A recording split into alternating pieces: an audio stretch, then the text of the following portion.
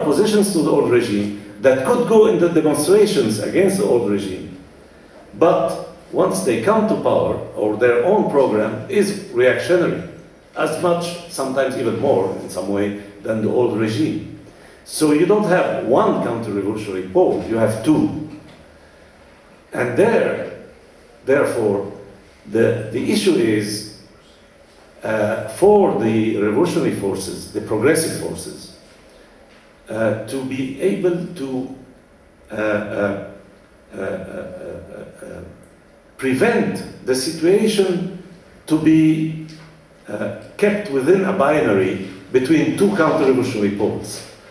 The task is to turn it into a triangular, tripolar struggle. A tripolar struggle and not a bipolar one.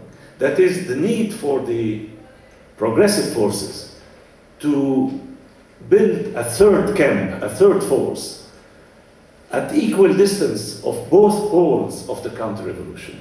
That's where you have a major failure, everywhere. In the sense that the progressive forces, everywhere, we look at Tunisia, we look at Egypt, we look at Syria, wherever you want, the existing progressive forces, where they existed, not everywhere, where these forces existed, have been oscillating, or they have been allying themselves with one pole or the other, instead of building their own, or clearing their own path. And you can see this very tragically in the Egyptian situation, in the fact that, for instance, the Nasserists, I was speaking of the Nasserists, where the Nasserists still exist, and I would say it's the main form of progressive conscience in the country, in a country like Egypt. And the main form of progressive, in terms of numbers, the main form of progressive conscience is Nasserism, nostalgia to Nasserism, which people believe is some kind of socialism or whatever. Now, the Nasserist current, the left Nasserist current, in Egypt, allied with the Muslim Brotherhood in the parliamentary election, and ended allying with the army against the Muslim Brotherhood last year. And in shifting from one alliance to the opposite alliance, they ended up losing credibility. In between, in this trajectory, in between, at some point, they stood at equal distance from both poles. That was in 2012. In 2011, they allied with Muslim Brotherhood. In 2013, they allied with the army, the old regime. In between 2012, they stood at equal distance of both, and that was in the time of the first round of the presidential election in 2012. And the Nasserist candidate, when he was at equal distance from the old regime candidate, former General Shafiq, and the Muslim Brotherhood candidate, Morsi, and with ridiculous means, much less money, incomparably less means than any of these two, and even other candidates.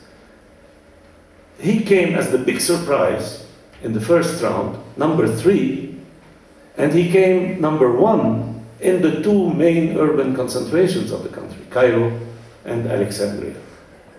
And he got close to 5 million votes, with a relatively small margin of difference between himself and the two other leading candidates. So this pointed to the important potential of progressive forces that you had. But this has been squandered, lost by their alliance 1 year later with the military and their praise of Sisi and the military, and when quite late they realized that they were falling in a trap, and he ran again in the elections against Sisi, even if the election was not very honest, but nevertheless it's obvious that he got far less than what he got in 2012, because he lost credibility, because he contributed to creating a credibility for Sisi, for the representative of the old regime. And to end with the Syrian situation, you have basically the same, in the sense that this progressive leadership represented by the local coordination committees in the country,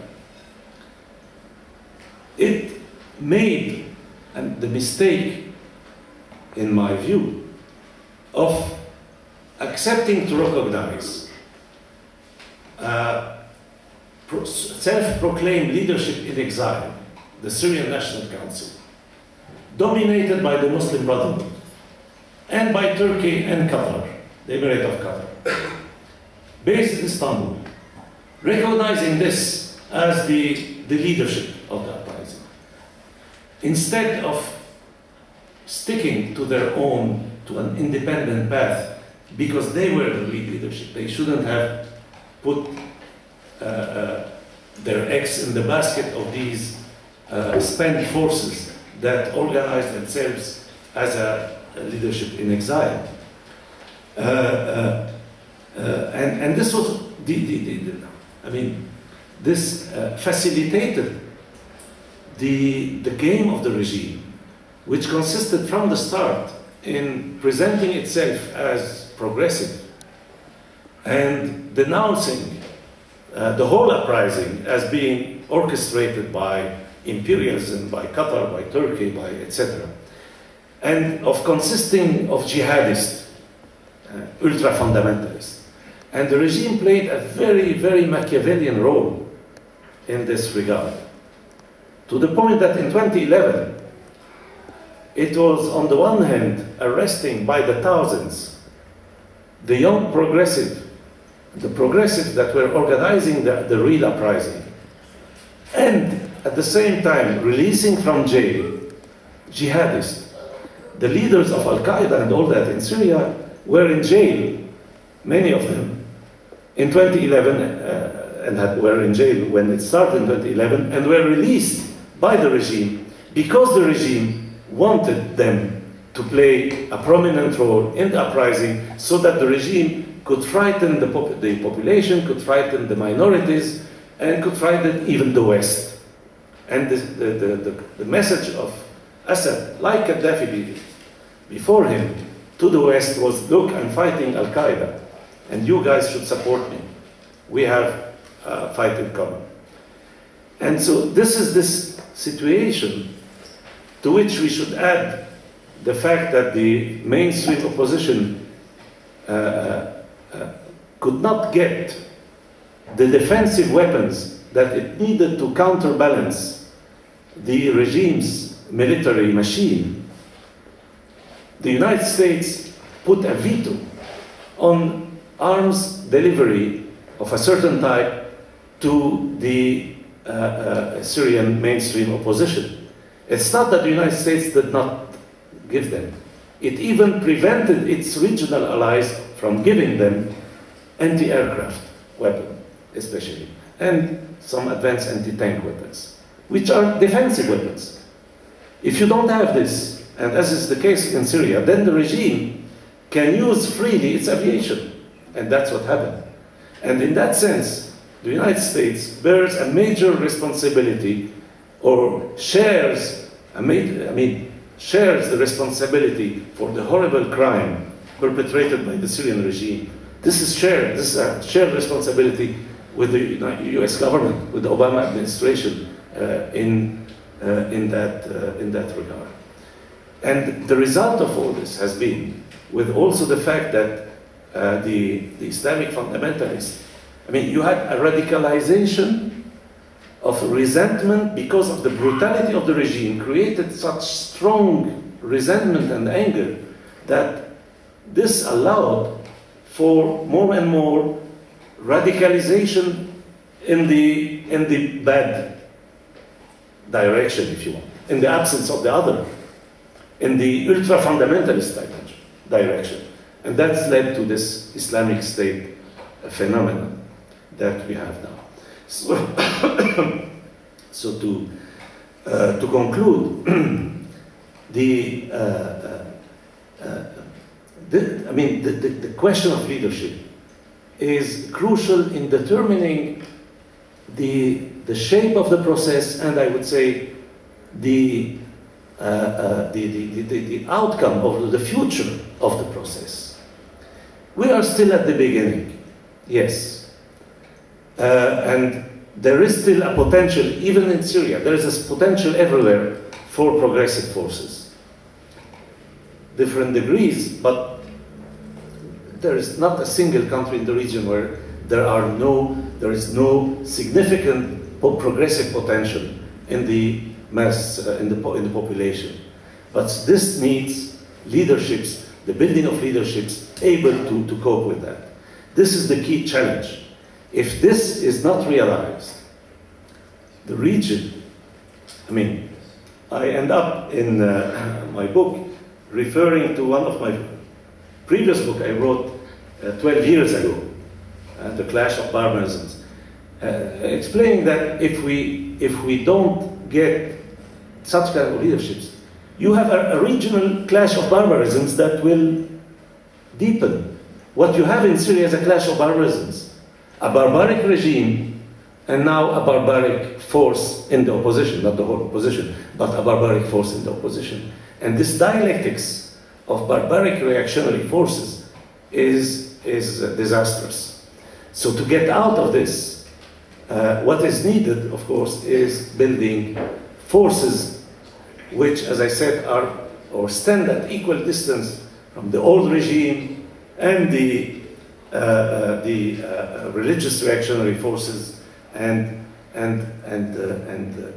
struggle to lead the process towards the kind of progressive change without which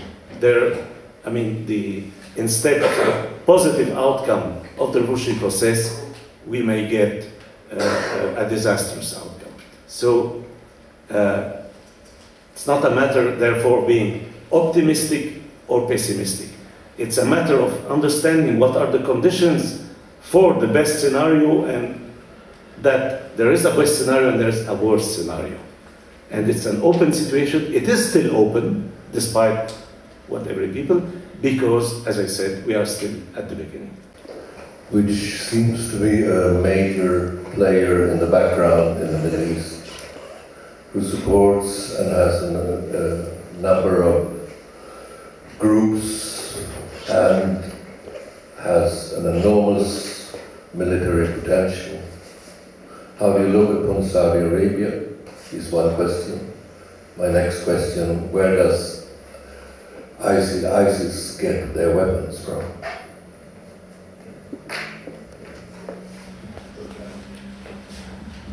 Well, I could pose a similar question, but not with Saudi Arabia in mind, but with Iran in mind. What influence does Iran impose on the region, and to what extent is it possible to overcome? To what extent does it exist? Where do you believe that ISIS get their weapons from?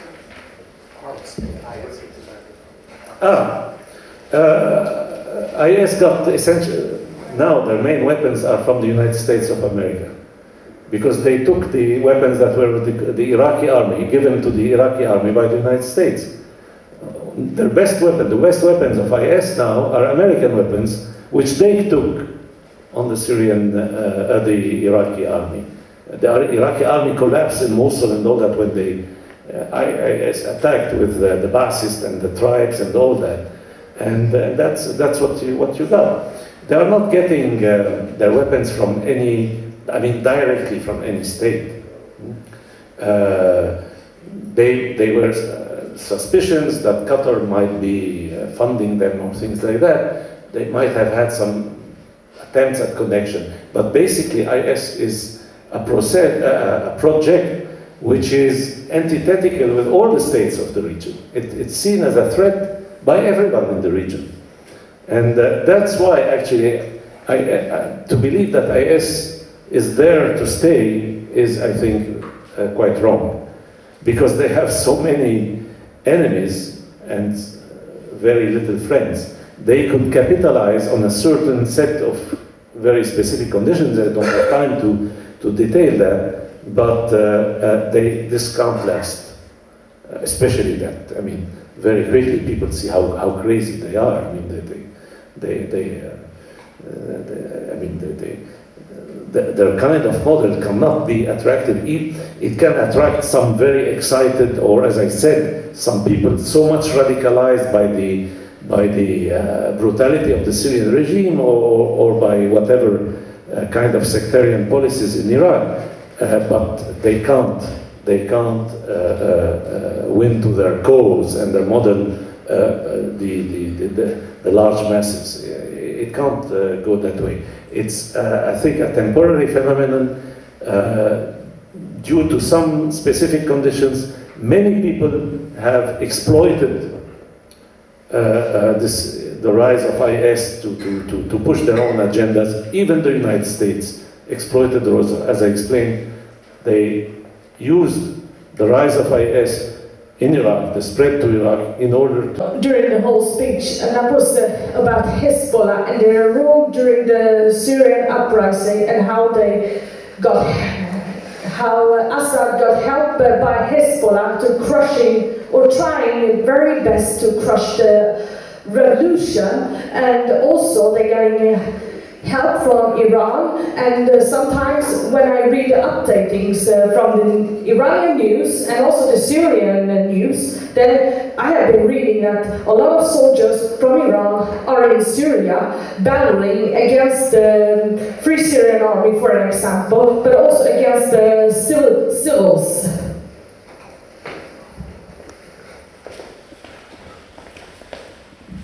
Thank you. First of all, there are a lot of things I didn't mention. If I had to mention everything, we would be here for 3 more nights, and it wouldn't be enough. So, of course, discussions are here to raise other points, like Israel before, like the point that you're raising. Now, I didn't mention Hezbollah, which, unlike Israel, is playing a direct role, very direct role in Syria, because I think it's well known. I mean, it's no news to anyone that, okay, it's nevertheless useful to say it, and okay, I would, I'm not trying to imply that it's not worth mentioning, so thank you for mentioning it. The key point is that Hezbollah and Iran in general, the Iranian support for the Syrian regime has been crucial for the regime to survive and go on the counteroffensive. People who say, you see what's happening in Syria, this proves our point that it was useless to take weapons against the Syrian regime because it's not possible to overthrow the Syrian regime by force. These people, they forget that 2 years ago the Syrian regime was on the verge of collapse. It was in a very difficult military situation. And it is at that point that Iran decided to support directly, not only with weapons and money, but directly with fighters, the Syrian regime. So you had Hezbollah, you had Asa'ib al-Haq from Iraq, so you had Arabic-speaking forces of, directly connected to Iran, intervening in Syria and fighting on the side of the regime. And this allowed the regime to redress the balance and go on the counter-offensive in the way that we have seen. Not to mention, of course, the fact that without Iranian and Russian support, the regime would have also, fell short of weapons and ammunitions after all this long war. But it's getting resources from these two countries, and this is a major dimension of, or major aspect of the problem. The Syrian regime is actually very much dependent on Iran. It is now very much dependent on Iran. It is Iran holds the keys to the survival or change or whatever of the Syrian regime. If Iran wanted to the regime to change, they could impose it, because the regime cannot go on fighting alone without Iranian support.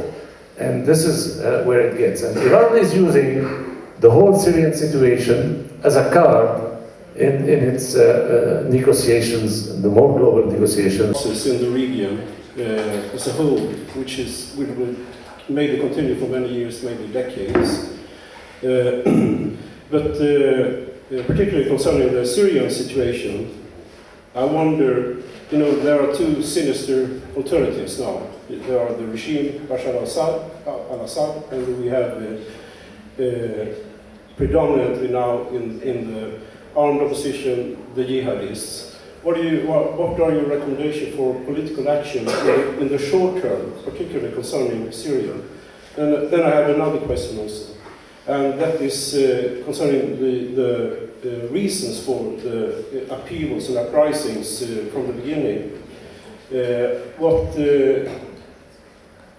were the role of peak oil? Because food production and the wheat price is also embedded in the oil production and the oil prices. And because you know, peak oil, what kind of importance did it have for the situation in the Middle East as a whole, and also the greenhouse effect? What is the role of the greenhouse effect for the situation in the Middle East? Because particularly eastern Syria has been particularly spotted out as a hotspot for the greenhouse effect, and that is where ISIS now is particularly have the stronghold. That's my question.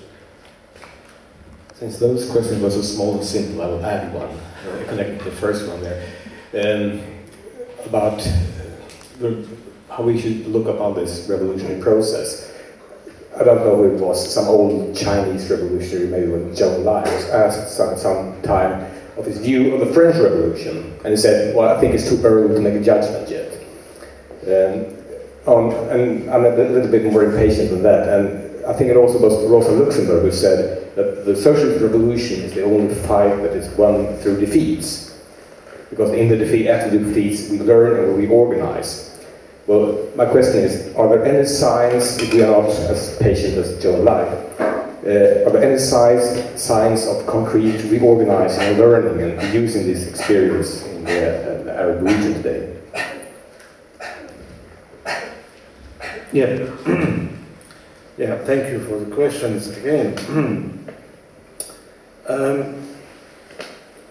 Well, I start with there are various factors in the unfolding of the conditions for the explosion. There are structural factors, there are conjunctural factors. If you want occasional or circumstantial factors, and you have structural deep factors. I mentioned the structural deep factors. Then you have some conjunctural factors, like drought. I mean, this what you mentioned, this the problem in Syria. I mean, for some years up to 2011. You had a problem in Syrian agriculture. You have the rise of food prices globally. So you had a few effects. But these are just additional factors to the structural factors. The key point here is the structural factors. That's why you have this big explosion in the region and not other regions which are even more affected than the Arab region by the food price or whatever. And when it comes to oil, I mean, peak oil, well, I'm not going to discuss this theory, which is very much discussed, but if we mean, I mean, by that there was any decline in oil prices leading to this, no. In the recent years, the oil prices have been rather increasing. But the key point is that it did not trickle down, if you want, or spill over to the populations. What the populations got as, I mean, a minority got richer and richer, but the vast majority of the population in the region only saw rising prices, not of oil, of everything. And that's, you know, that's the key point. Now, about again, I can't make predictions, no one can make predictions, except that it will be long, except that it's only at the beginning, except that defining under which conditions you could have a new stabilization of the region. And short of these conditions, there will be no stabilization. It will remain destabilized with ups and downs, as I explained, a long process. Now, for the progressive forces, I mean, it's clear in my mind what should be done, in the sense that organizing as independent, building an independent pole and all that. It's clear in my mind what should be done strategically. Of course, I don't pretend to know what should be done practically and concretely in every country. The people who are involved on the spot know better than I know. But I know what kind of strategic orientation, I believe I know what kind of strategic orientation is needed to come out of this predicament, to come out of this binary opposition between two counter-revolutionary poles. That's the key point. So I think for the progressive forces, precisely the major condition is to stop looking only short term, not farther than their nose, as they say in French, than the tip of their nose. The key condition is to look the long run, the long term, not the short term. And if you look at the long term, then you understand what kind of strategy you should have. And then in light of the strategy, then you can define tactical orientations now and then. Alliances which are purely tactical and not compromising your ability to build strategically an independent force. As for, well, your historical quotes, I should say I'm starting to get really allergic to this true and lie sentence, because it has been quoted and repeated so many times since the beginning of all that. And actually it's even disputed, one, that he said it, and two, in which sense he said it, and about what he was saying it. I read recently something saying he was actually speaking of 1968. I don't know. If you were speaking of 1968 and it was speaking 2 years after it, it makes sense.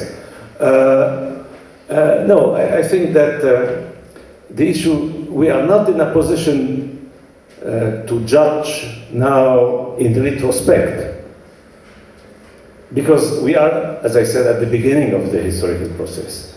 So I think we have to look forward. This is the key point. That's what I was saying also. The long-term perspective and strategy. And yes, here I like much more the second quote you gave, by Rosa. I mean, indeed, we have to learn from the defeat. We have to learn from the huge mistakes that have been done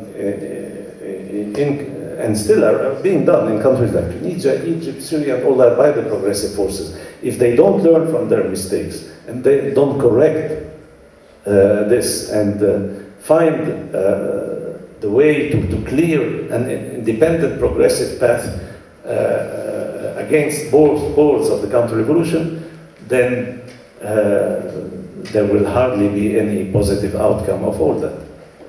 Thank you.